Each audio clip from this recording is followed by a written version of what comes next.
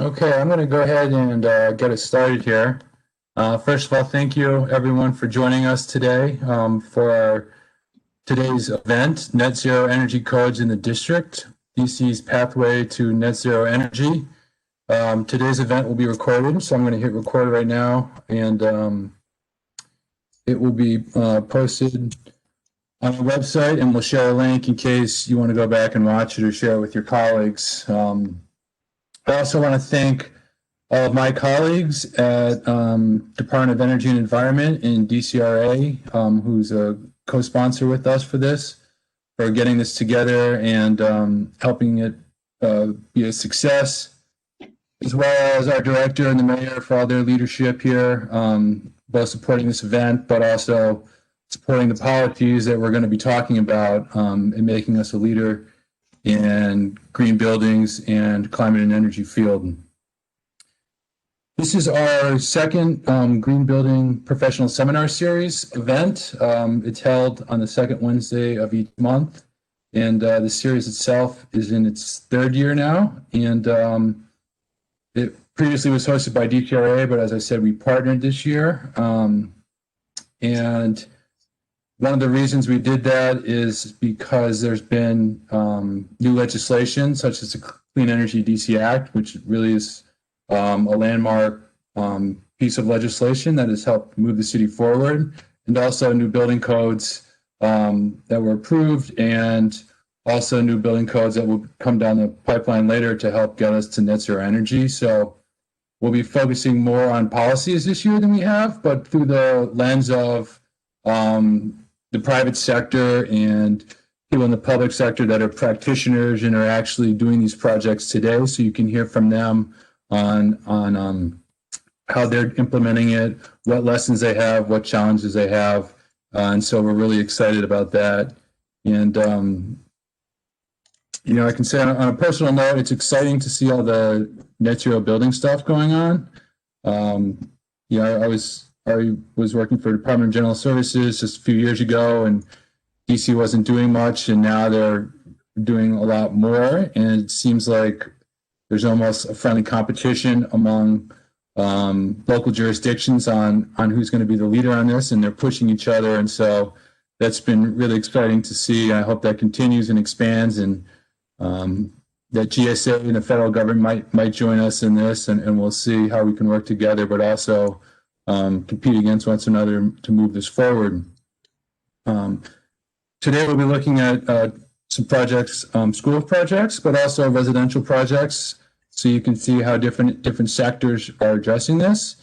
And I think we have some really good presenters. So let me conclude my introduction here and pass it on to our codes expert, who can introduce the panel and give you an overview of what the city's doing. Casey. Great, thanks so much, Jamie. This is Casey Studhalter. I work with Jamie at the Department of Energy and the Environment. Really thrilled to have everyone join us for this presentation this afternoon. So, if I can advance the slides here. So we put together some quick learning objectives, but I think hopefully this just ties in with the agenda here in a second to lay out what we hope to touch on. I think the goal is to provide kind of an understanding of the policy and regulation and incentive landscape in the district, starting really with Clean Energy DC and how that's driving our pursuit of net zero energy for new construction and major renovations. And then we'll touch on the new DC Energy Conservation Code, but this isn't intended to be a deep dive into the nuts and bolts of the code. Happy to provide that detail and presentation at another time. We're also working on recording a copy that would be available sort of on demand. But we will touch on some of the key updates in the newest DC Energy Conservation Code to highlight how that brings us one step closer to net zero for the district. And then where we will focus is on the district's working definition of net zero energy and where that's written in Appendix Z in the new Energy Conservation Code. And then we'll turn it over to some of our practitioner partners and learn about 3 net zero energy projects in the district or in pursuit of net zero, and hear from them sort of how and why they were able to make that commitment. So those are our learning objectives. Talk a little bit about our presenters first, and I will let them introduce themselves in better detail. But again, my name is Casey Studhalter at BOEE. We're also joined by Robin McGrew, an associate at Cunningham Quill Architects, and Sean O'Donnell and Juan Guarin, also with both with Perkins Eastman, will be joining us to talk about some of their schools projects in the district.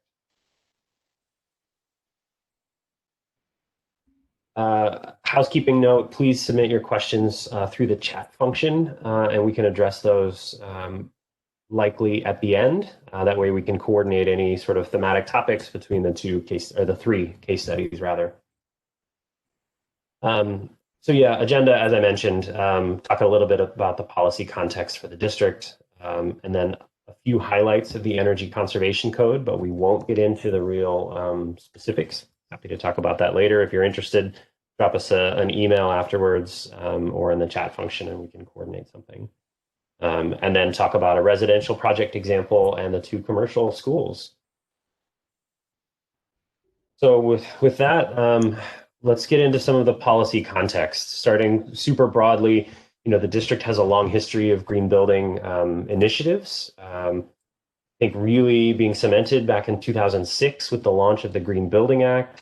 And we've had a few various pieces of regulation and plans that have come into place over the ensuing 14, 15 years. From a codes perspective, in the 2013 update, that's when we incorporated the Green Construction Code. That was a big update for 2013. And then here at the far right shows the Clean Energy DC Act, and then the adoption of the latest energy codes, rather the entire construction code update. So continuing to evolve, and then plenty more to come, but there is a long history of pieces all working together. And so thinking about the plan, the vision for the district, again, that sustainability piece, there was a piece of legislation back in 2006, but in 2012, the Sustainable DC Plan really, I think, comprehensively laid out a vision for a sustainable district. It's incredibly broad, talks about all sectors, and sets some broad goals, including cutting energy use by 50%, growing the use of renewable energy by 50%, and reducing our GHG emissions by 50%. Sustainable DC was meant to be a sort of an umbrella plan, set some really broad visions, and then since its launch, we have developed some very more like industry-specific, sector-specific implementation plans. So in the upper right corner, you see the Climate Ready DC plan, and that is our effort to lay out what the district needs to do, what we need to do to really adapt to a changing climate. Talking about climate-ready buildings and climate adaptation. Then in the lower right, the companion piece is the Clean Energy DC Plan, and that is really where we'll focus a lot of our discussion here today. That plan, I can dive down into some more specifics in a minute, but really lays out a very well researched, very detailed implementation plan for how to address climate change, how to mitigate climate change in the district. And some of the analysis that was done as a part of Clean Energy DC includes where our greenhouse gas emissions are coming from. And what we found is that if you take the 3 pieces, the 3 biggest wedges of the pie here for greenhouse gas emissions by sector in the district, we see that 74% of the district's greenhouse gas emissions are coming from buildings and the energy consumed in buildings. And so that one that's different than other cities, and that's not to say that the district's buildings are worse, but rather what we're missing in this pie is heavy industry. We don't have a lot of manufacturing in the district, which changes the proportions elsewhere. But so really what that means for us is that buildings are the key lever as we talk about reducing greenhouse gas emissions. And so the Clean Energy DC plan goes on to lay out a number of strategies, I believe 57 in total, split up between three different categories: buildings, energy supply, and transportation. Buildings, as we saw, were a key piece of the greenhouse gas emissions, so they're really an essential part of the strategies here. And one of those strategies that the Clean Energy DC plan calls for is moving towards a requirement for net zero energy new construction and major renovation. So that here on the far right is, we're expecting eventually 10% of our savings to come from that new construction requirement. There are also a number of goals around existing buildings, and those are being put into place through our building energy performance standard. Those are being addressed separately, but in parallel. But again, today's conversation, I think, is really focused on the new and major renovation piece. And so the specific goal, the first of 57 in the Clean Energy DC plan, talks about establishing a pathway to net zero energy building codes. And I caution, that this is, I pulled this language straight from the plan. It was developed in 2017 and approved in 18. Some of the dates are out of date. Our latest code update took a little longer than anticipated to get it right and get it published. And so some of the interim goals where we talk about residential buildings by 2020, those dates have become a challenge, but we do remain resolute in the end goal of net zero energy as a requirement for all buildings by 2026. That's all new construction and major renovation projects. So it's a daunting goal. It's a large goal, and what we see is this is driving the updates to the energy code. We're really working on a trajectory that will help get us there over the next several updates. We're also working on some incentive programs to help encourage early adopters to help build the capacity of the district to achieve this in a timely, cost-effective way. And so I do have a slide that will highlight two incentive programs that are out there now for projects interested in pursuing net zero before the statutory deadline. And so what this means for the district is, this goal in the Clean Energy DC plan is technically not codified into law. It's in the plan, not the act, for those familiar with that distinction. But we do remain resolute again in that 2026 goal. And so we recently passed the 2017 DC construction codes, although they were passed in 2020. So the key there is that our latest construction codes were just updated this May, and we'll talk about those changes here in a minute. The next planned update is 2023, and we're really about to kick off I would say within the next month, about to kick off active development of that new code cycle. And for that, we're really going to be targeting zero energy ready for low-rise residential.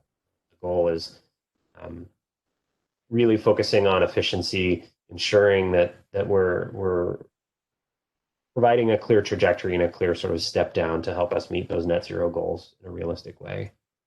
And then 3 years later, the plan is another update to the codes in 2026. And again, that's when we would anticipate requiring net zero for all new construction.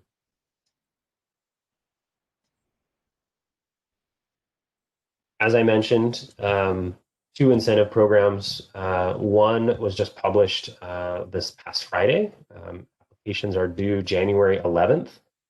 And this is being offered by my agency, Department of Energy and Environment. The link here on the screen on the left will provide some more details at a high level.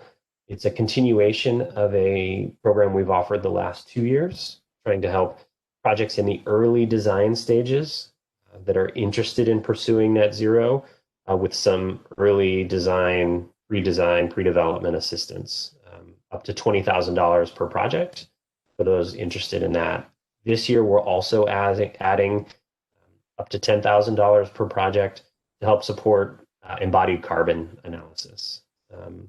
So for more details, there's the link there. We'll also be sending the slides out with the links in them. And then on the right half of the screen, my colleagues at DCRA in the buildings department are also running a zero energy, zero carbon incentive program. And that is for permit ready projects. So later in the development process that are ready and can demonstrate net zero energy designs. And they are able to offer up to $10,000. Folks, I think I lost my PowerPoint, but they're able to offer up to $10,000 per project and some permitting assistance.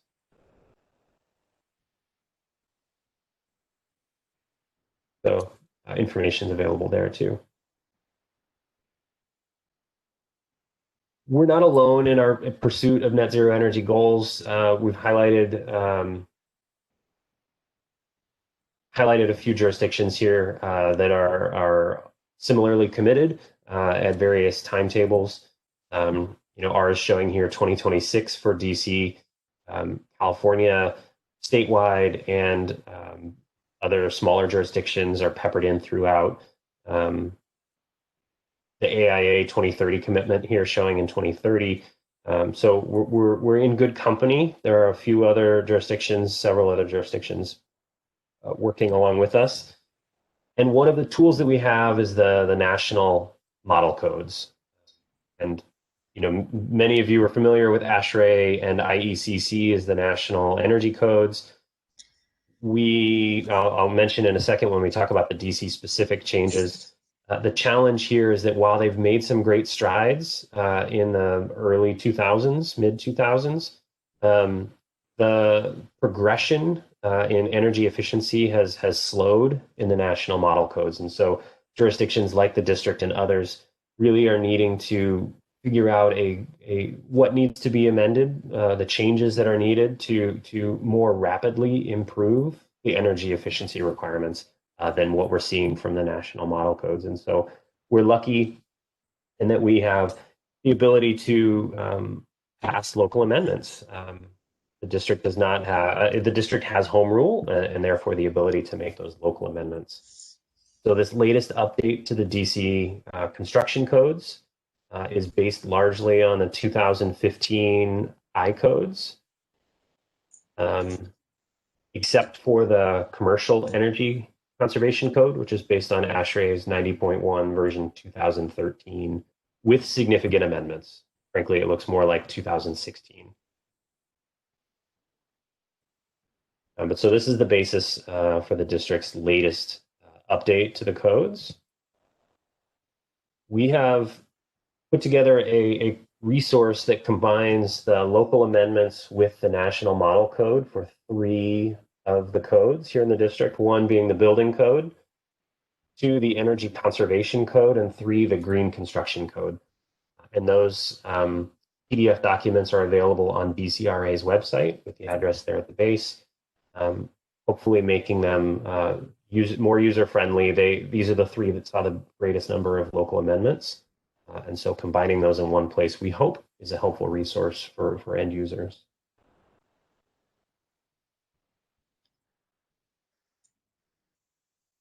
We were lucky enough to have one of the national labs do a quick analysis of our proposed codes, and they showed that that there is some solid energy efficiency improvements. That sort of they ground truthed our estimations. So think the important number is they're showing a 23% improvement in site energy consumption when compared with a 2010 ASHRAE baseline, which isn't quite comparing it to the previous DC code, but it's close, and that was their methodology. So this latest code does represent some significant energy savings, but as we talk about that road to net zero, there's still a lot to go. So we have a lot of decisions and savings to be sorted out ahead of us. But this code update does represent a step in the right direction. Some quick highlights, without getting into the specifics, that's a topic for another day, but the energy conservation code, the commercial provisions, now focus exclusively on ASHRAE 90.1 as the base code.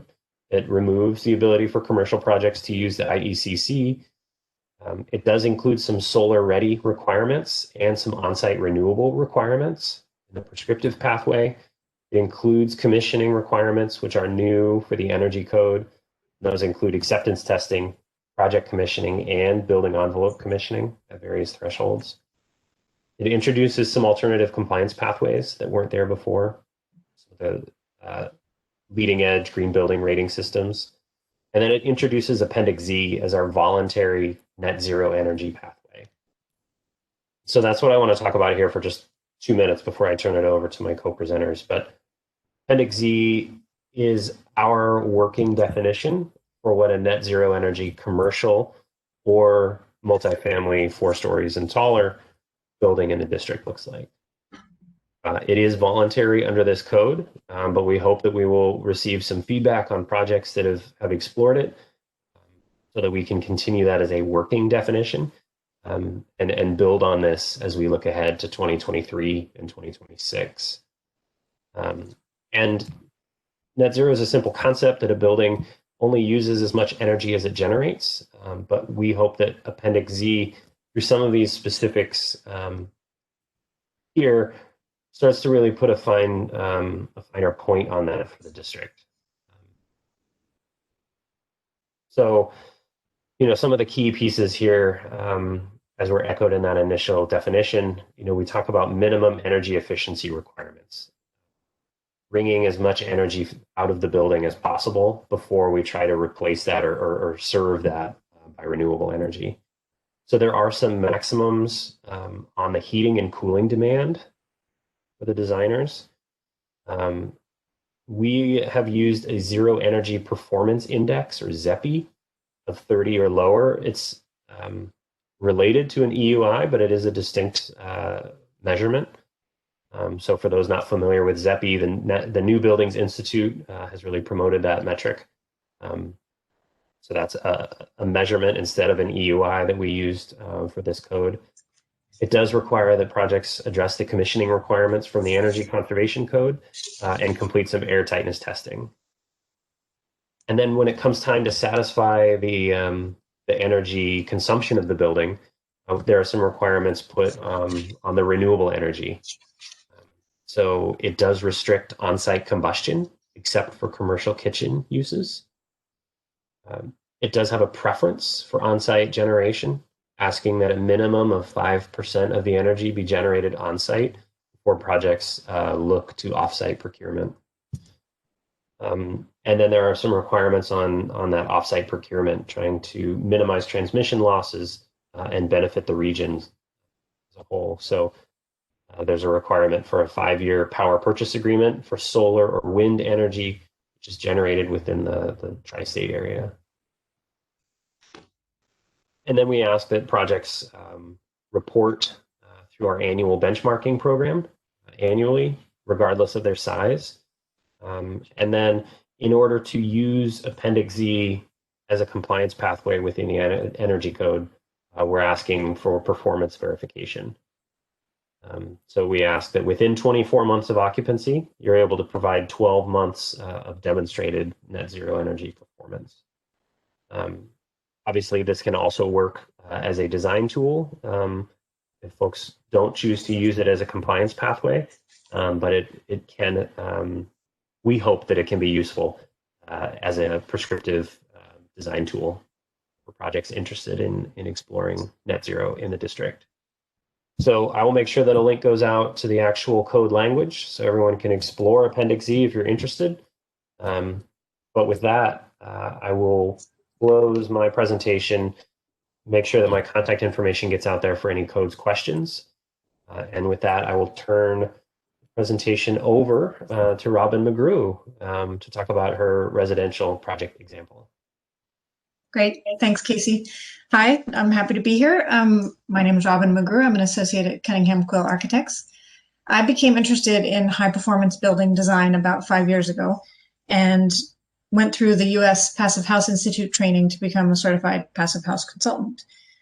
You saw in Casey's slides that in the district, buildings, construction and operation is about 75% of our total emissions. So it makes great sense that we target buildings to reduce their energy use to cut our emissions and slow the course of climate change, which I think is the big goal, the overarching goal, the reason we're doing this.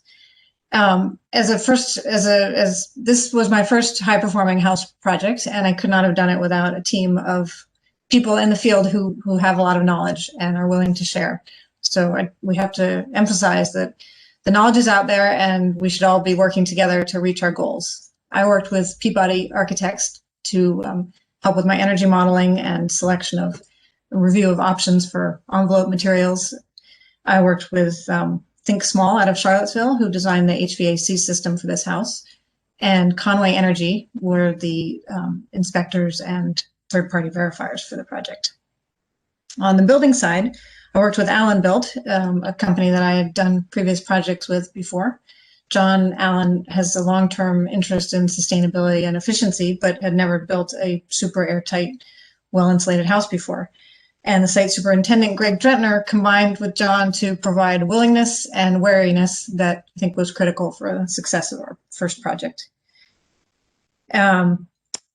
The resources for doing net zero energy in the district are really good.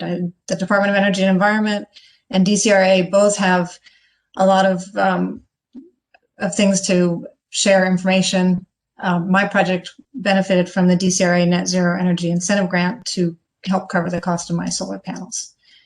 So I'm really proud of the district for the leadership that they're showing and their application across the board of committing to net zero energy for their schools is a way of really starting to train the area to make this all happen. Next slide.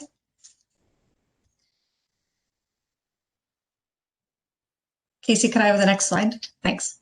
So one thing I'd like to say is that a net zero energy building is not necessarily an efficient building. We have to keep in mind that the goal is not net zero energy, the goal is to be low energy. So the Appendix Z and the Passive House Standard put limits on the amount of energy that a building is able to consume, forcing it to reduce its loads by passive means. I chose to use the Passive House certification to help with the design of my building because it's a codified system with building science baked into the parameters, and it helped me to evaluate my design and make sure that I was providing the right amount of insulation, that my glazing was correct, that I had the right air tightness to meet the heating and cooling demands. And the pre-certification that comes along with using a FIAS or other certification program provides peer review that flags issues in the design phase that you to avoid problems with moisture in the envelope or thermal bridging. Third-party testing and verification, we can't underestimate the importance of these. They keep the project honest. The Passive House program that I used combines with an energy modeling program, which is also useful in cost optimizing the choices that you make. When you're analyzing the energy use of the building through the envelope, through its heating and cooling gains and losses, you can look at different materials, you can look at different assemblies, and evaluate the cost against the design goals. So whether it's a Passive House certified building or not, a well-insulated, airtight building with good ventilation delivers excellent comfort, indoor air quality, durability, as well as energy efficiency. Next slide. This is a slide that many of you have probably seen before. These are the basic Passive House principles. You need to be well insulated continuously without any thermal bridging, airtight to prevent the loss of the energy that you put into your building. It's just imagine if you have a leaky building, it's like leaving your windows open during the winter. You need your other envelope elements like the windows and the doors to be high performing because they are providing part of the enclosure. When you make your building really airtight, you want to have good ventilation, and balanced ventilation with balanced intake and exhaust are important. And when we bring fresh air from the outside that's not conditioned, we want to use an energy recovery ventilator for some heat recovery of that fresh air. Of course, you maximize your passive strategies. In the winter, it's very useful to allow the sun into your building as free heat. And in the summer, you want to keep that out so that you don't have to work hard to cool it down. And then, of course, as part of reducing your loads, you're going to use super efficient appliances and light fixtures. Next slide. So in my design approach, we started with the passive strategies for solar orientation, amount of glazing, and amount of shading. Those considerations didn't really give us a lot of leeway because we were building on an infill site, and the footprint of the house is basically sits on the zoning setbacks. And we were fortunate that we had south exposure with good street trees, which give us summertime shading on the south, and on the east and the west we're shaded by the adjacent buildings. To achieve continuous insulation and good air tightness, it's important to keep your building simple. So compact forms are easier to insulate and to air seal. We are in a mixed humid climate, so you really want to be careful about the assembly of your walls and understand where moisture is going to be moving.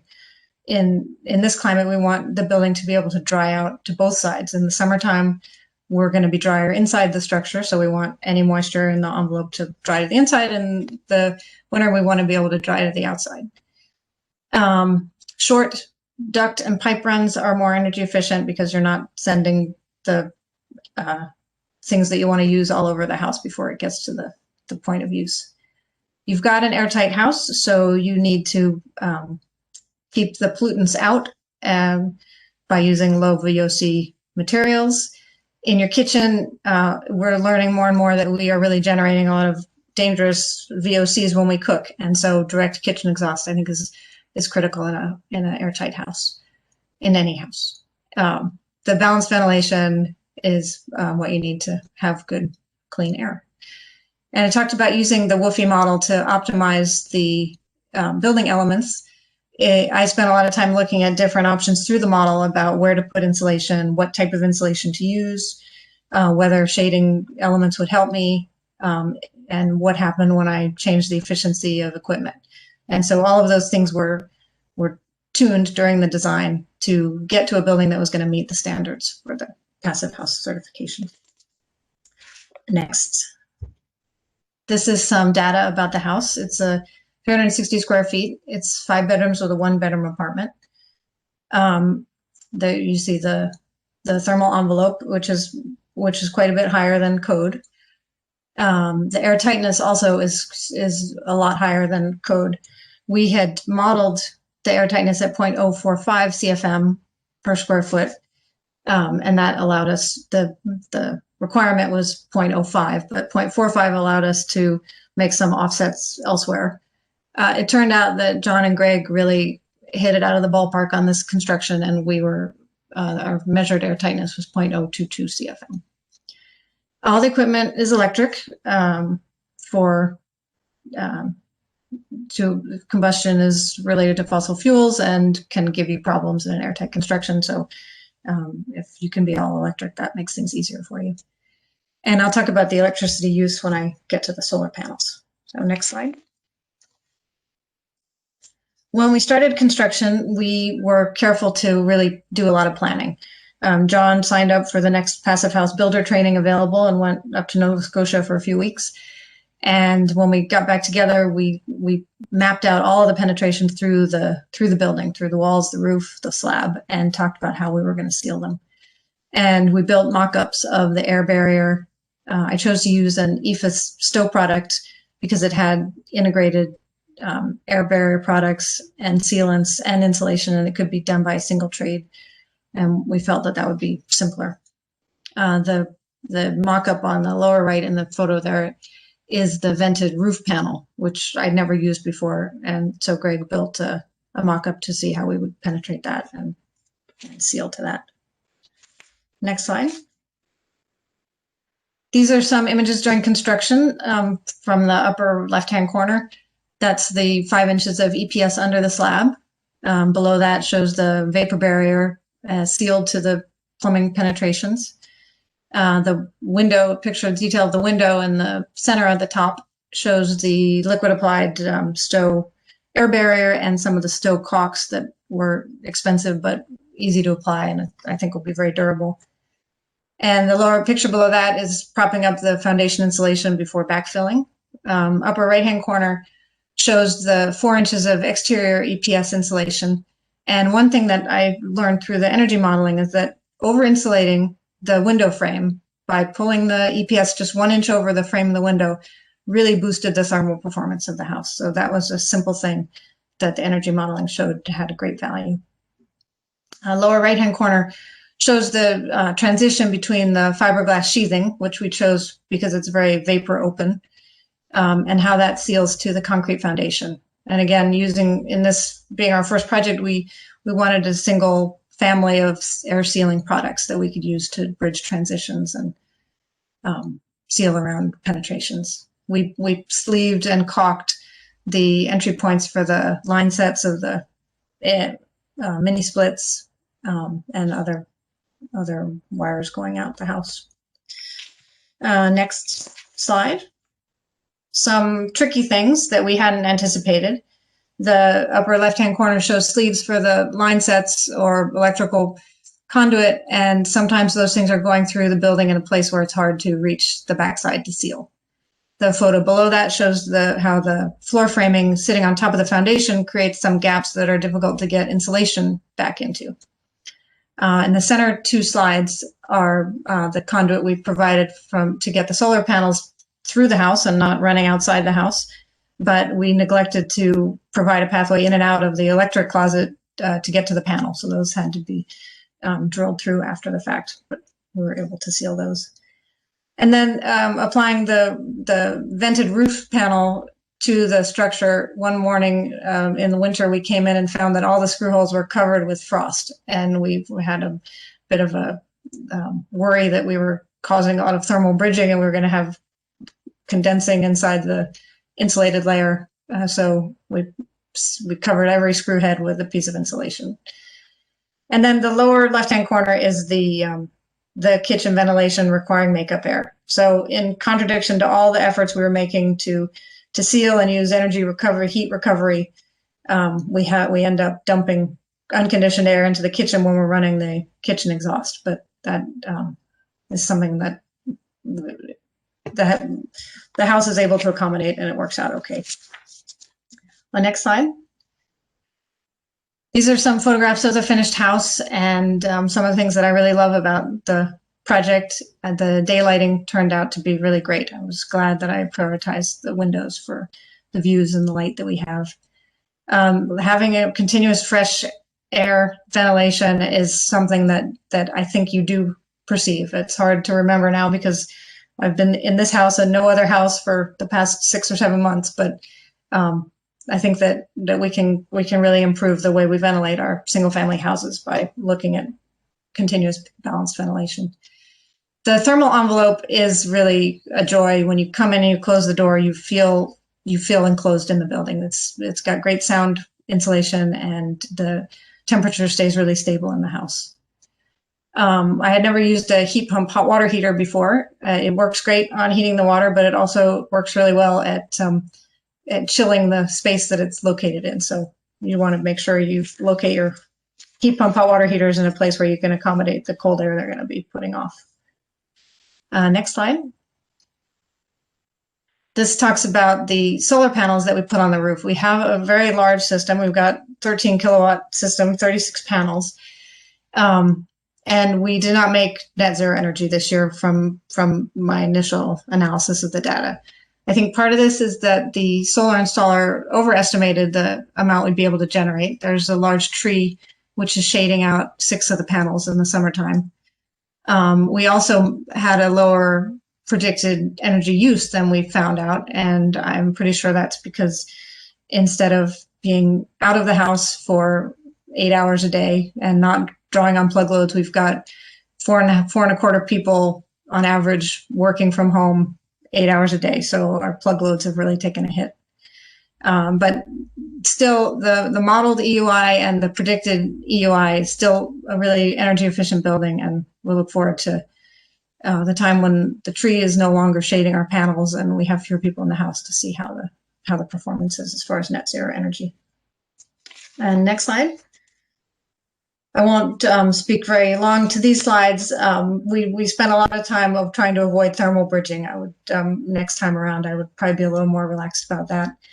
Cost evaluation I haven't gone through thoroughly, so I promise to develop another presentation on that, as well as different product selections. And the last slide are some takeaways I would like to give you. I really feel like this type of passive house construction is achievable in our area. We did not use construction techniques that are unusual or esoteric. The local trades know how to build this kind of building. The products that you need are also not special. They are readily available.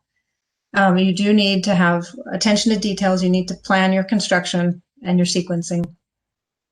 Make sure you use vapor open assemblies. You want to know how you're handling your moisture drive so that you don't create problems for yourself in an airtight, well-insulated house. And airtightness really is the key to energy efficiency when you know how to handle the moisture drive. And lastly, the solar orientation and the roof shape is critical when you want to get to net zero energy with on-site renewables. So, thanks very much. I'll turn it over to Perkins Eastman.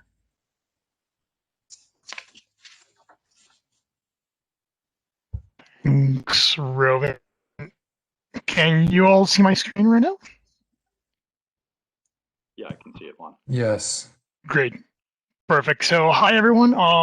My name is Juan Guarina. I'm part of the sustainability team at Perkins Eastman, and I'm joined by Sean O'Donnell, who's principal and managing director of the K-12 practice area for Perkins Eastman as well. We want to share some very exciting projects with you today that are happening right now in Washington, D.C. They're both going construction right now, but we want to share the design process for both of the school. One of them is West Elementary School. And the other one is Banneker High School. So with that, I'm going to pass it to Sean to start the presentation. Great. Thanks, Juan. Can you hear me? Yep. Okay, great. So thank you, Robin, for a very impressive and inspiring project. I really enjoyed that. I think everybody's going to see a number of themes that are common between all the work that we're sharing today, between the residential and the institutional projects that we'll be talking about. But I also wanted to thank Casey and Jamie for inviting us to the conversation today. You'll see in the title that we'll be talking, of course, about net zero energy, but what we want to talk about is, the even greater impact that we think net zero energy offers us as school designers, but as designers in general. So next slide, please, Juan. So several years ago, we were asked to undertake our first attempt at a very large net zero energy school, not here in the district, it was up in Massachusetts. But one of the things that came out of some of the initial conversations in planning was a challenge, I think, from the program side of the school. And I was, in fact, taken aside after a meeting by one of the leadership from the schools team. And what he suggested was that if there was going to be tension between the budgetary issues associated with net zero energy and school design, that who would win, was how it was stated. And sort of taken aback, what our tried to realize, and I think the team fully realized through the design, was that in fact net zero energy was not a competing factor in creating a great place to learn. In fact, it contributed very significantly to an even better learning environment. So we coined this term net positive education to sort of underscore that and show the relationship between the two aspects of pursuing net zero energy and net positive education. And you'll see that throughout our presentation. Next slide, please, Juan. So, and why and how we started to demonstrate that connectivity is we quite often do a pre and post occupancy analysis on the performance of our buildings, both from the building systems, but certainly from the utilization of the space and who we're designing for. So you can see in our post-occupancy analysis here, very, very positive feedback from the teachers and the students on satisfaction with the learning environment that we created. So if we look at the next slide, while we hang up this phone that's ringing behind me, you can see, again, the quality of the learning environment created, in many ways, just directly from the net zero pursuit that we were here. You see that these are among the best day-lit classrooms that we've ever created, and partly that was because for the first time, I think, in my 25-year career, one of the other consultants started drawing the windows before we did. In fact, the lighting designer started, and his intention was to achieve daylight autonomy. So we ended up with the clear stories that you see here, bringing natural light very deep and the light shelves into the space, and the view windows down below. So thinking very differently about what windows were for and what they were doing in the environment. Next slide, please. And the other factors that we see, and Robin was just addressing these as well, that net zero allowed us to leverage is certainly, again, creating a great quality of daylight. One, so we can reduce the energy consumption, but there's an incredible amount of research on the impact of daylight on educational outcomes. So certainly that engagement, and I'll show you some of the tools that we're using to achieve this very high quality glare free or limited quality of light.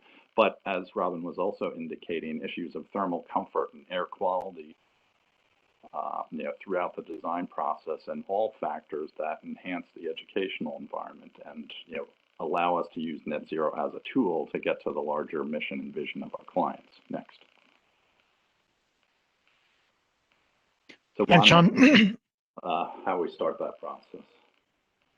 perfect. Yeah, thanks, Sean. So what we're going to cover in the next couple of slides is how we managed to get to the net zero process. So as Sean was saying, for us, our approach to net zero is going beyond a zero energy school.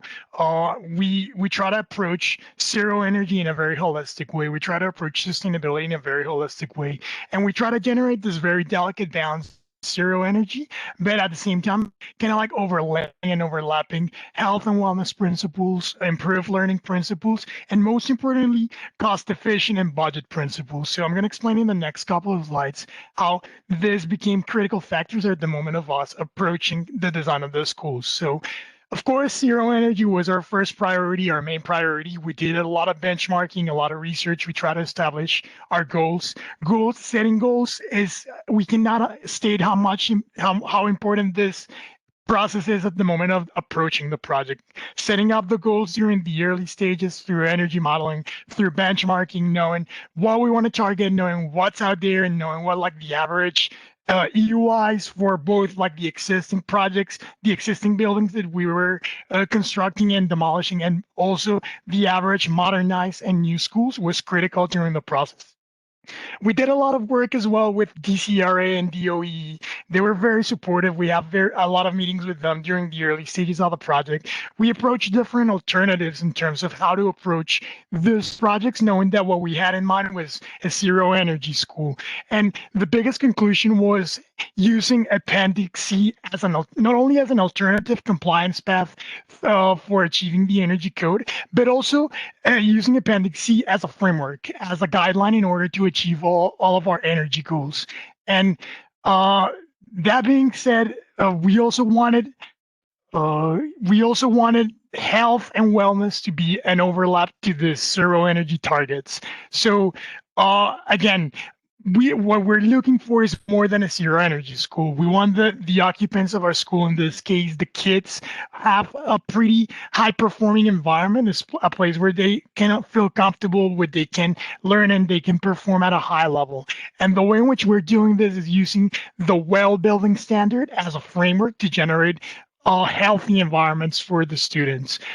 We use so West Elementary School is pursuing the well building standard. We believe it's going to be the first well certified school in the country. We're in the process of certifying the school.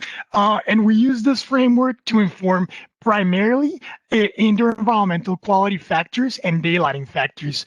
We used a lot of time, and for those of you who are familiar with the well building standard, the certification method and like the testing and the proving methods are very stringent and very strict. So we've been through a lot of charrettes processes and brainstorming sessions on how to implement good quality materials, ventilation equipment, good access to daylight, good quality, good access to outdoor ventilation. And also, net positive education is making sure that we integrate all of these technologies, all of these features into the school's curriculum. Because as Sean was saying, at the end of the day, it's about the users who are going to be using this space. So first of all, and this was way before COVID, we knew that increasing the outdoor ventilation to the spaces was going to increase the energy consumption of the building. But we knew that if we wanted to achieve a high quality learning space, we needed to increase that outside air ventilation by 30%. And we accounted for that during the early stages with the mechanical engineer. At the same time, what we're doing is that we're incorporating all of these features with EcoRise. We've been partnering with EcoRise for a really long time, and all of these features are being incorporated into the school building program for both West Elementary and Banneker High School. And finally, and most importantly, the budget. One of the biggest challenges was making sure that the projects were going to be budget and that we were going to hit the number that was introduced into the RFP. We couldn't go over that budget. That number was set in stone, and we needed to get to net zero with that number. So there was a lot of brainstorming around design charrettes with different consultants, stakeholders, and different people involved throughout the design of the project. There was also a lot of back and forth iterative energy modeling with the mechanical consultants. Every decision that we wanted to make, we kind of like consulted it with the energy model, and we kind of like overweighted it. What was going to be the impact in terms of cost, but at the same time, how that was going to impact the energy consumption of the building. And with that, I'm going to pass it to Sean, who's going to explain the charrettes process. Great, thanks, Juan. So in many ways, net zero energy building is a different sort of product, but it requires a different process as well. And in many ways, the process starts day one, and it raises a lot of issues challenging, the conventional wisdom and the operations of the buildings. So what we have done with a number of our clients is to set up a series of charrettes up front that you see on the screen that typically explore different aspects of the operations and the design of their building. Now, some of these are not surprising, perhaps that we're talking about HVAC or even daylight in the envelope, but we get very deeply into areas that sometimes are just received, as how things are done, on a conventional project, such as food service. So there's a significant exploration on each of these categories that you see delineated on this screen to think through exactly how people are using the equipment in the building to drive down the energy demand, through the process. And that may even that may change equipment, for example, going to all electric kitchens, but it could even change the menu being offered in the building when we think about the significant impact that food service has on the energy consumption of a school. Also, as Juan indicates, though, we don't want to miss an opportunity to inspire the next generation of environmental stewards, so thinking straight up front about how we can engage this process and the building product, into the curriculum as well. Next slide, please. So just to talk about a little more specifics about West and Banneker. West Elementary and Banneker Academic High School, they're both DCPS public schools here in the District of Columbia. And our client is the Department of General Services, and working hand in hand with DCPS to advance both of these projects. Again, as Robin was indicating, we couldn't do this alone. We have a number of different partners on the projects, from CMTA as our mechanical, electrical, plumbing engineering team on both projects, Gilbane Construction on the West project, and MCN Build on the Banneker project as well, EcoRise and other engineering consultants as well, certainly supporting the effort. But the interesting parts, again, is that we see this as the next generation of net zero school designs, building upon what we learned from the prior experience, and thinking about every aspect of the design from the very beginning as well. So on the next slide, you'll see that the design process, again, as Robin was indicating, starts from day one, at the sort of napkin sketch level, thinking about where the sun is, the orientation of the building, how we might be organizing the building, en masse, in fact, to enable us to daylight the project entirely and pervasively throughout the environment, so that we're creating, not only again a building that does not consume much energy, but also has this wonderful learning ambiance as we go. So as we move through the slides here, again, we start with where the sun is going, the solar orientation of the building being critical. In fact, as you can see on the diagram on the right at West, we had received a feasibility study that had oriented the academic wing on a north-south axis. And one of our first challenges to the feasibility study was to reorient that portion of the building, the preponderance of the educational spaces, along an east-west axis. So again, we can control the daylighting and thermal gain and comfort issues, directly through passive strategies, and likewise, you see in Banneker on the left, a similar strategy. But again, that's fine. Again, we start also, with an equal attempt to create this great learning environment, one that's suffused with natural light, as you can see here in sort of the essential house module at West for the younger children to learn, a collaborative grouping of 4 classrooms with a space in the middle that's organized to really build a strong learning community. So again, we're not compromising. In many ways, we're enhancing the educational program as we go. Next. And at Banneker, the same challenge arises. How do you create a great 21st century learning environment? And you can see sectioned through the building, which is comprised of an atrium. And so here, a 4-story building, still creating this great sort of collegiate, ambiance that we'd hoped for these very high-achieving students at Banneker Academic High School, again, but also leveraging these opportunities to create great daylight and views, throughout the building. Next.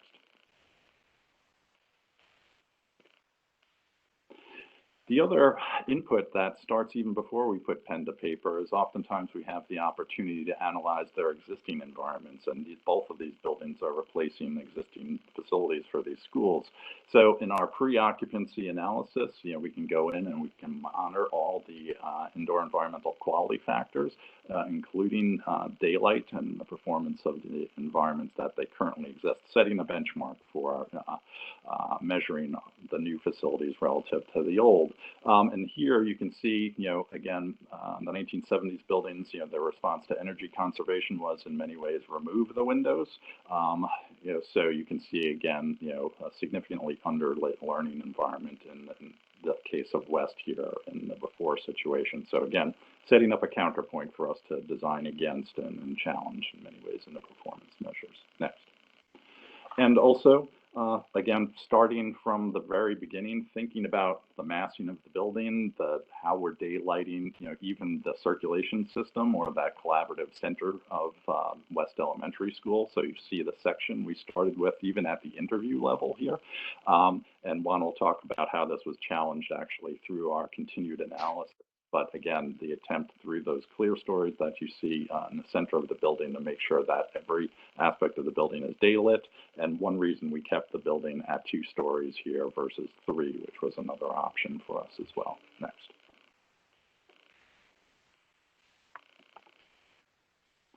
And in this instance, also thinking about holistic wellness, again, and daylight contributing to that, but again, great placemaking throughout the buildings that have views to the outdoors and, leveraging biophilia and other opportunities to, again, mitigate stress and create a great place for children to learn throughout the environment.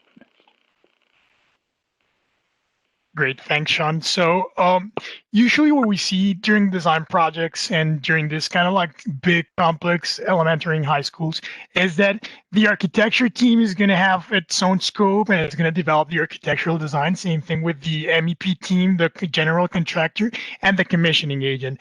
There are 4 different pathways. They barely interact with each other, and the goals are not clear within all of the teams.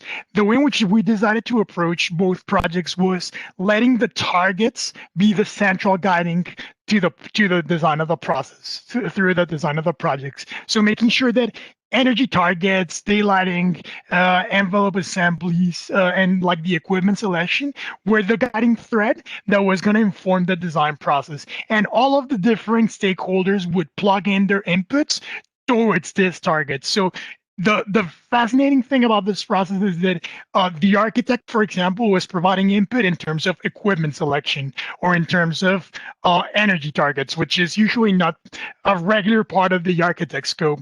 The MEP engineer was providing input around daylight modeling and around envelope assemblies. So all of these different agents, all of these different stakeholders started plugging in, and the targets and the objectives of the project became the central spearhead and the central objective in terms of generating outcomes and generating results. But we needed tools and we needed different kind of alternatives to provide answers to the design teams. So what we did is that we started generating performance analysis and analyzing the building, both from an energy perspective, from a daylight perspective, from an indoor environmental quality perspective. And we have this series of tools that informed the design process since day one, since the first sketches started happening, all the way through design, construction, and hopefully all the way till post-occupancy. So all of these tools are used throughout the different design stages of the project and help us inform different design decisions, help us answer multiple questions. And we start by something as simple as the climate. Sean said, we need to understand how the sun is impacting the building. We also need to understand how the outdoor thermal comfort works for our side, how understand that Washington, D.C. is a very hot and humid area in the summers, but it's also a cold and dry city in the winters. Understanding that wind, for example, is critical to understanding on a yearly basis, but it's also fundamental to understand that on the winter, the wind is going to be coming from the northwest, while on the summer, the wind is going to be coming from the south. So orienting our building to make sure that those spaces the outer spaces are protected from this harsh winter winds was critical throughout the design process. And understanding passive design decisions, where's the potential to perform passive design decisions and how's that going to increase thermal comfort within the building. And Sean talked about orientation, how critical orientation was throughout the design process. So there was a lot of times in which the client and the different stakeholders were considering orienting the building throughout a north-south axis. And we all know from like rules of thumb that ideally you want to orient your building along an east-west axis. But what we did is that we took that one step further and we kind of proved through analysis and through energy modeling that orienting your building along an east-west axis was not only going to reduce the energy consumption of the building due to the fact that it's receiving less heat gains, but it was also going to increase the daylight performance of the building. So daylight increased, glare got reduced by doing this very simple process of rotating the building 90 degrees. And also, our mechanical engineers have a very interesting quote which says that a piece of glass is just a poorly insulated wall. So we have to be very smart at the moment of locating our windows, and we have to be very smart at the moment of placing and generating our window to wall ratios. So we run a lot of analysis to understand where were the ideal areas where we could place windows, where were the critical areas where we should avoid having windows, and we set up window to wall ratio targets for each facade of the building through analysis and through simulations that determine where were the ideal orientations and locations of those windows. And as Sean explained, daylight was critical for us. We don't want to have too many windows because that's going to like reduce the energy performance of our building, increasing heat gains and increasing heat losses. But we also don't want to have dark classrooms. We want these classrooms to be as well daylit as possible. So what we did is we did a lot of iterative design in which we generating a baseline design, and we noticed that our daylight was around 17%. Our daylight autonomy was around 17%, which is nowhere near close to ideal levels of daylight. But we didn't want to increase our window to wall ratio. We set this very specific target of having a 25 window to wall ratio, and we wanted to keep it throughout the design process. So what we did is that we started exploring different possibilities, flipping the clerestories, flipping the skylights, making sure that the light wells were aligned with the right daylight, making sure that the ceilings were recessed so that we could get those high clerestory windows that could reflect as much daylight as possible. So what we did is that we kind of like tweak the geometry, tweak the design, did very subtle changes that managed to take us from 17% daylight to 62% daylight. But most importantly, we did this without increasing glare significantly, only 3%. And the biggest takeaway is that we managed to get to a window to wall ratio of 24%. We increased daylight by almost 50% without increasing a single square inch of glass throughout the facade of the project. And you would think 25% window to wall ratio is going to look pretty dark and it's going to look almost like a prison. But here's the truth. This is what a 25% window to wall ratio space looks like. Yeah, and I think this is in many ways proving the point. I mean, we're after high performance learning environments and enhancing educational outcomes while we drive energy down. When the community heard 25%, as a percentage in glazing, they were coming out of a building with very few windows, and in fact, they were worried about that somehow would diminish the ambiance of the learning environment. But again, we set ourselves a goal of exceeding, the quality of the environment from the benchmark that we showed you at the beginning of the process. And in fact, we and the engineers benchmarked 5 of our best buildings, on all of these daylight factors, reducing glare and while enhancing energy to make sure that we achieve that high performance learning environment goal. Next. That's also true, of course, at Banneker, the prior being west. Banneker, however, couldn't be a 2-story building because of site constraints. It's a 4-story building. So again, bringing daylight, in from above, through the atrium and creating that, great collegiate ambiance and sense of place arriving into the building that you see here. It's very much part and parcel of a result of the net zero energy pursuit as well. So again, hand in hand, net zero energy and net positive education. And so even in construction, you can see the quality of the light in the environment right now. The daylighting's fabulous, and even while the skylights above are covered up temporarily just to keep the building watertight. So again, we're really excited about the opportunities to create a really extraordinary learning environment. Next. Great, thanks, Sean. Yeah, and moving forward, wall assembly and envelope was fundamental for us, was critical. So we did a lot of analysis to make sure that we were getting the right amount of insulation for our building without or without under insulating. So using this tool called Therm, we explored different wall assemblies, different wall iterations to make sure that we were getting the right R value for our envelope. But at the same time, we needed to make sure that given the fact that these are extremely airtight buildings, we needed to make sure that the walls were drying over time. So using a tool called Woofy that Robin was mentioning in her presentation, we analyzed the amount of water content in the wall assembly to make sure that the wall was drying successfully over time. And talking about air infiltration was critical for us. We established a very ambitious air infiltration rate of 0.15 CFMs per square feet of conditioned wall, which for those of you who are familiar with air infiltration standards, that's way below a regular high-performing design and significantly below code minimum, which is 0.0 CFM per square feet. So we established this goal since the early stages of the project. We included them in the specifications, and we included testing protocols to make sure that this was properly detailed, properly assembled, and properly tested. And again, the process starts since day one, where we establish this performance targets, R values, U values, infiltration rate, solar heating coefficients, test that back and forth with the energy model, make sure that these values are as optimized as possible. Once we nail down the values, we make sure to lock them down in the specifications of the project. And once we have them in the specifications of a project, we need to generate a testing protocol to make sure that that the building is performing how it was intended, to make sure that these values are being translated to the construction site.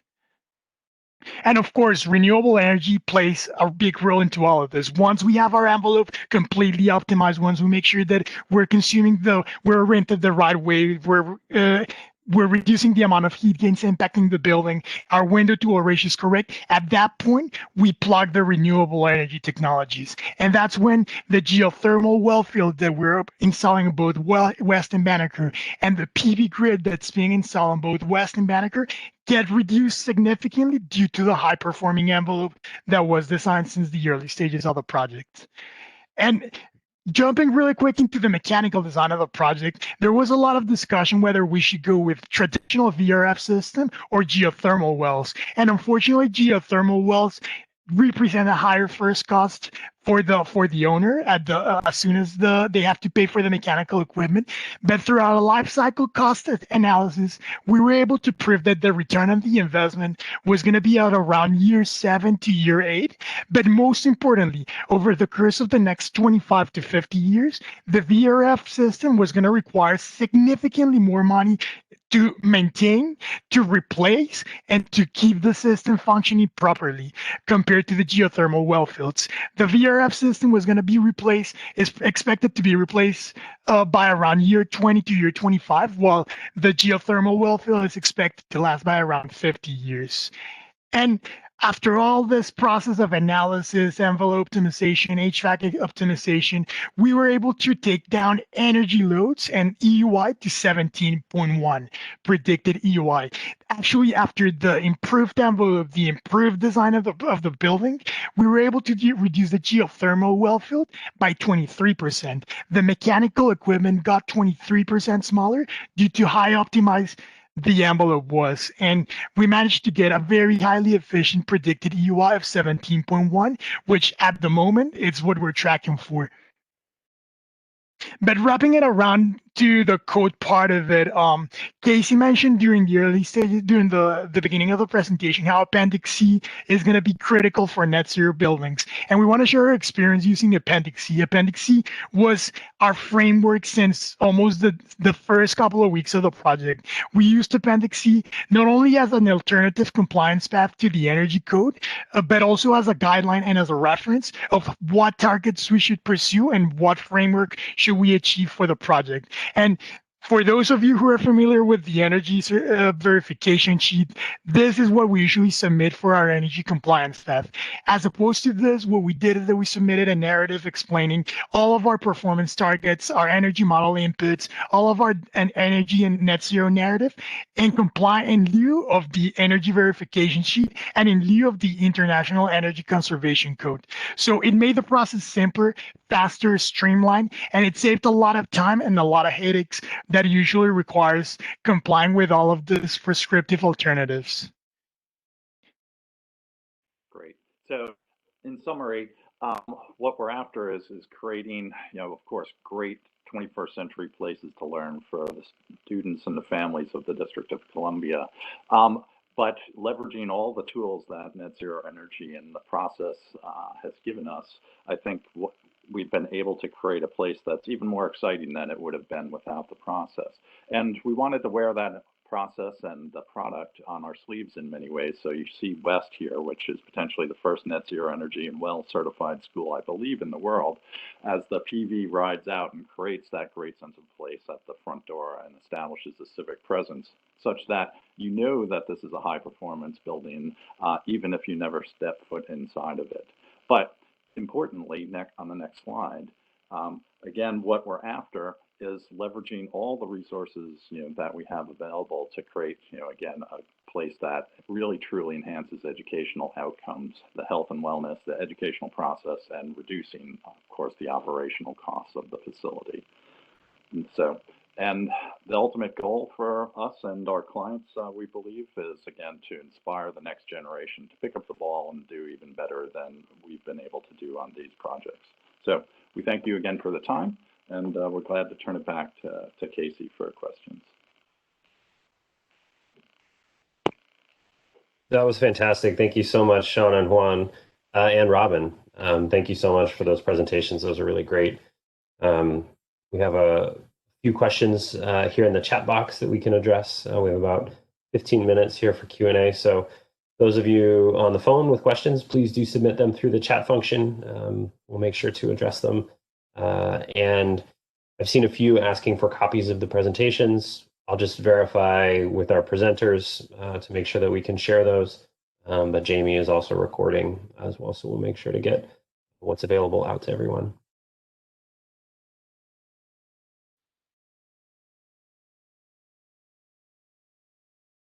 Jumping one of the earlier questions we got specific to commercial projects. So Sean and Juan, did you guys calculate a ZEPI score or a Zero Energy Performance Index for West and Banneker? And do you have those? You have those handy, I suppose, to share? Sorry, Juan, you're on mute. Sorry about that. Yeah, to answer that question, we did calculate the SAPI scores. I'll be honest, I don't have them handy with me right now, but it was part of the early stages. We did a lot of energy modeling. We did Energy Star calculations because we also wanted to make sure where the project standed in terms of the DC Clean Energy Act. So we wanted to make sure that to understand what energy target score we were getting, and we also we calculated the SEPI score. I don't have it handy with me, but I can share definitely that as a follow-up to the presentation. Sure, thanks. No worries. Not to put you on the spot like that. I have another question. Talking about post-construction, post-occupancy, thinking about what's really needed for a net zero building to operate efficiently. It's really this question about performance and operations, is becoming increasingly important, not just in high performance buildings, but elsewhere too, as our building energy performance standard regulation comes into play. So wondering if you have any thoughts on what's needed for these projects, for these three projects and others, to continue to perform at their design standard. Sure, I can start maybe here, and it's one reason why we do those workshops up front. Partly because it does require a different mindset in some ways, and a different level of engagement with the building, and different thinking about the systems, and even to the point of we might change how people walk into the kitchen at 6 a.m. in the morning, and start turning equipment on that they might not need until 10 a.m. to start feeding the kids. So there's a bit of culture change in operating these buildings effectively, so that they do actually achieve those benchmarks, and that process of building ownership and bringing people along, I think is inspirational to them in many ways when they learn about what we're trying to achieve, but also again ultimately becomes their responsibility to operate the building. Certainly there's benchmarks that are pursued and measured after the fact as well that Robin and Juan can probably elaborate on.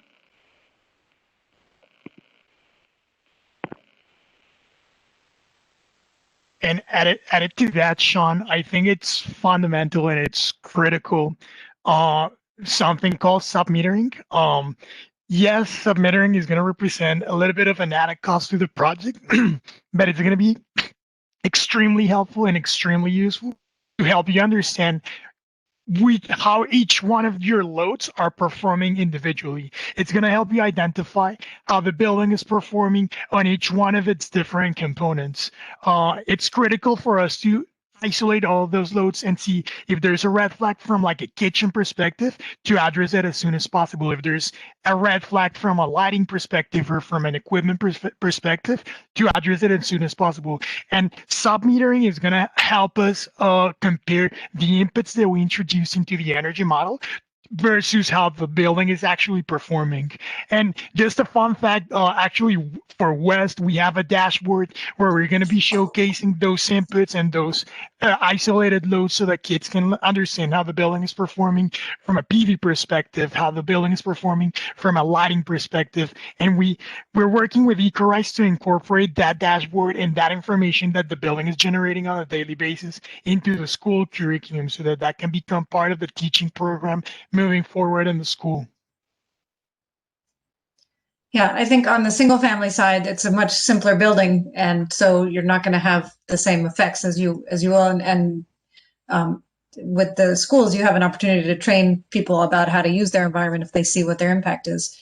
But on single family, you still need to make sure your solar panels stay clean to get the maximum output there. I wish that I could break down my use so I could see where I'm missing my targets. But I think continually, after you've occupied the building, continuing to look at it to see how you use it is as important as the pre-design. Yeah, one thing, just to put the final point on this, perhaps through the process of our first building, one of my colleagues, in describing the difference of living in a building like this to some teachers said, we're not asking you to do without, by reducing the energy consumption here. We're asking you perhaps to do some things differently. And, you can think about coffee pots and microwaves and other, plug loads that might propagate classrooms throughout, So again, allowing the culture to really embrace that, it's a different building. There are different opportunities to really enhance the performance of the environment and contribute to, both the culture of the place, but have a larger impact on our society as well. And the students will eat that up. So it's great.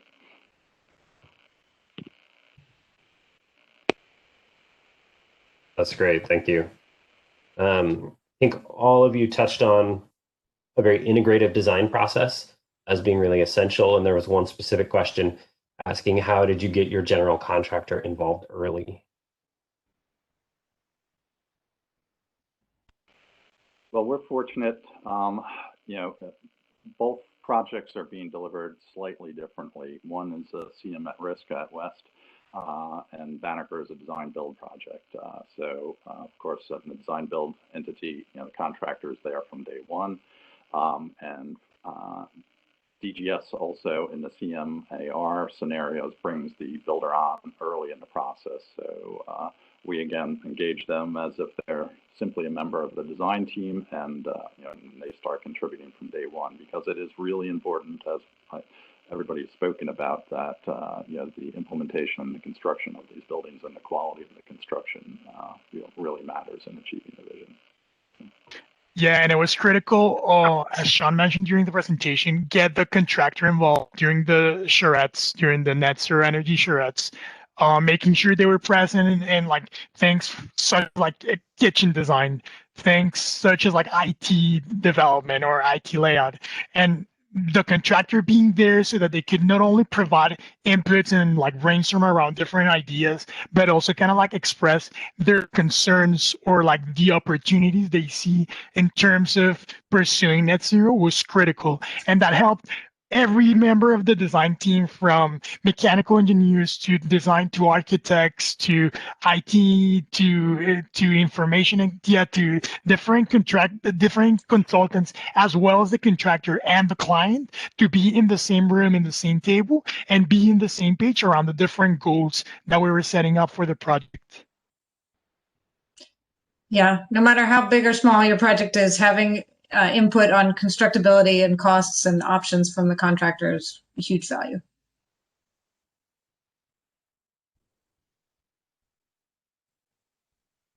And Robin, I don't know, perhaps more unique to the residential or less common in the single family residential space. How did you get your GC to engage early? Was that just picking the right person, or was there an alternate like contractual relationship? How did that play out for your project? Yeah, well, in my project, I knew that I wanted to select the GC early on, to be able to work through some of these questions of what trade is going to do it, who has the knowledge to do this type of work. And I had worked with Alan Built before and had a good relationship, and John Allen expressed interest. So we decided to work together, and further, since this was both our first project, we decided to do it as a cost plus project, so that we would be honest about what we needed to do, and we bid out different subs and competitively bid that. But when we were about to embark on something, we talked about what our options were for achieving that and what was the best way to do it. So I think that helped control the costs.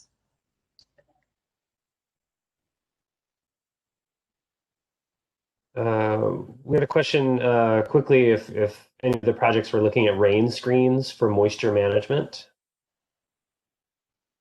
I can just say I would have loved to have a rain screen, but that's another cost effort. So, to have, that's a wonderful way to manage your moisture and get a great aesthetic look, but it does add cost to the project. Yeah, and for both West and Banneker, we do have rain screens for managing the moisture for both wall assemblies. It's very interesting because both projects are pursuing different wall assemblies and different construction systems. For West Elementary School, we're using something called the Kingspan Carrier Panel, which is an integrated insulated metal panel that has an integrated air and weather barrier. And what we're doing is that we're attaching GFRC panels to the pre-assembled carrier panels, to the pre-assembled rails of the metal panels. So that way we're generating the rain screen. For Banneker, we're doing a more traditional sheathing, weather barrier, cold frame metal assembly, and we're also using GFRC panels, and we're generating the rain screen. Same thing, but attaching the panels to the sheathing and to the metal studs instead of the metal panels. So both projects are doing slightly different approaches in terms of wall assemblies, but they're both having the rain screen system to ventilate and to drain the wall assembly.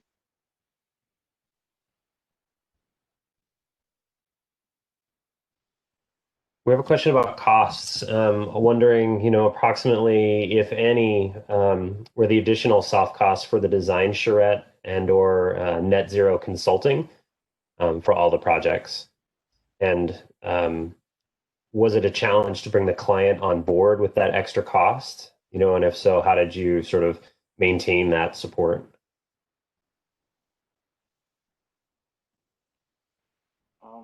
That's a really good question. And I'm not sure that, in my mind, I can parse, the fees along those lines. In the RFP, West was very explicitly called out that the pursuit would be for net zero energy, and we simply built the team and the level of effort to do that. Banneker was similar, so again, we didn't look at it as a sort of add-on. Again, it was simply part of the integrated design process. That said, there are the shreds are, there's a lot of meetings up front, that might be different. So there's certainly effort and time associated with that. And the geothermal systems are perhaps an add. The envelope is a little different, but a lot of these things are things that we would have designed for in a lot of in any instance, most likely. One of the unique things about these projects, though, here in DC is DC does a power purchase agreement for the photovoltaics. So again, there's a third party that's also participating that, takes some of the capital expense away from the projects, but also contributes to the design process, that sort of indirectly outside of our team as well. Yeah, the commitment of the owner to the goals of reducing energy use is critical. So in DC, having the schools, the government requiring the schools to pursue these goals is what sets the bar. Yeah, and I want to add that, like in our case, it was DCPS and DGS who pushed for those buildings to be net zero energy.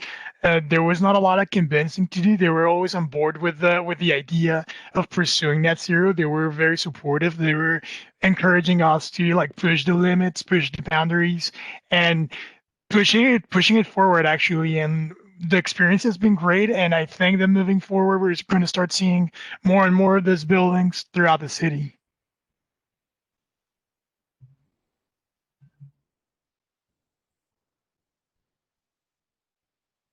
Great. Well, thank you so much, everyone. I know we're at time.